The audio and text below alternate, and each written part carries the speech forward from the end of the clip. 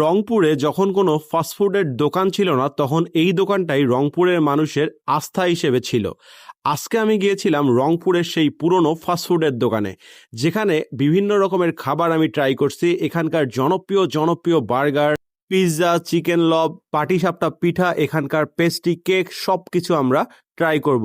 তো চলুন কথা না বাড়িয়ে আজকে রংপুরের মানুষের এই যে ফাস্টফুডের আবেগের যে জায়গাটা, সেই আবেগের জায়গাটা আজকে আমরা ঘুরে দেখব। মোট কথা এখানকার খাবারগুলো আগের মতো আছে কিনা, নাকি আবেগে পানি ঢেলে দেওয়ার মতো অবস্থা হয়ে গেছে, সব কিছু এই ভিডিওর মাধ্যমে আপনাদেরকে জানানোর চেষ্টা করব। তো চলুন আজকের ভিডিও শুরু করা যাক। আসসালামু আলাইকুম, কি অবস্থা গর্বিত জাতি, আশা করি সকলেই ভালো আছেন। ভিডিও শুরুতেই ভালোবাসা অবিরাম। এই মুহূর্তে আমি আছি রংপুরের জনপ্রিয় একটা ফাস্টফুডের দোকানে।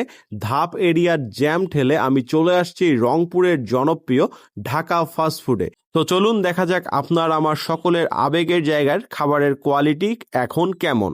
এইখানে প্রথমে আমরা নিয়েছিলাম বিফ বার্গার, তারপরে নিয়েছিলাম পিৎজা, সঙ্গে নিয়েছিলাম পাটিসাপটা পিঠা, আর এখানে আরেকটা জিনিস নিছিলাম, সেটা হচ্ছে চিকেন লব।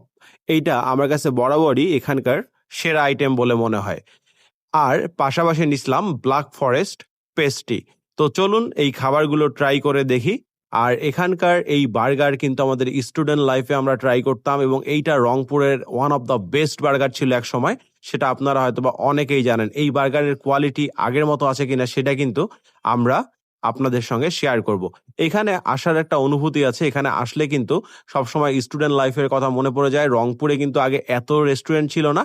রংপুরে মানুষ যদি কেক কিনতো অথবা ফাস্টফুড খেত, সবার আগেই একটা নাম মাথায় আসতো, সেটা হচ্ছে ঢাকা ফাস্টফুড। এখানে আমরা পিৎজাটা দেখতে পাচ্ছেন। পিৎজার উপরে কিন্তু প্রচুর পরিমাণে চিজ আছে, সঙ্গে আপনার ক্যাপসিকাম, ব্ল্যাক অলিভ, চিকেন সবকিছু ঠিকঠাক ছিল। এই পিৎজার মূল্য হচ্ছে 120 টাকা। 120 টাকা এই স্লাইসটার দাম অনুযায়ী মান কেমন এটাতে যাব না, তবে পিৎজা কিন্তু খেতে আমার কাছে ভালো লাগছে এবং কোয়ালিটি বেস্ট। এবার চলেন ব্ল্যাক ফরেস্ট পেস্ট্রিটা ট্রাই করব। এটার প্রাইস নিয়েছিল আমার কাছে 70 টাকা।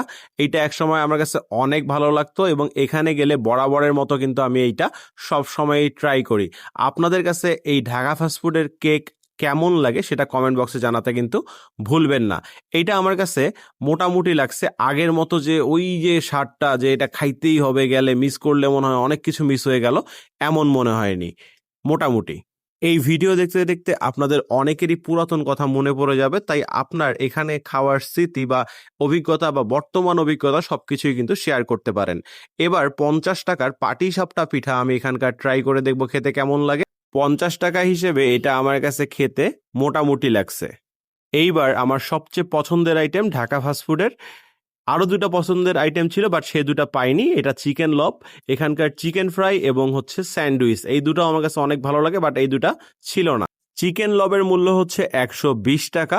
120 টাকা অনুযায়ী সাইজ ঠিকঠাক আছে, ভিতরে চিকেনের পরিমাণও ভালো আছে, ভিতরে শসা আছে, মেয়োনিজ ছিল।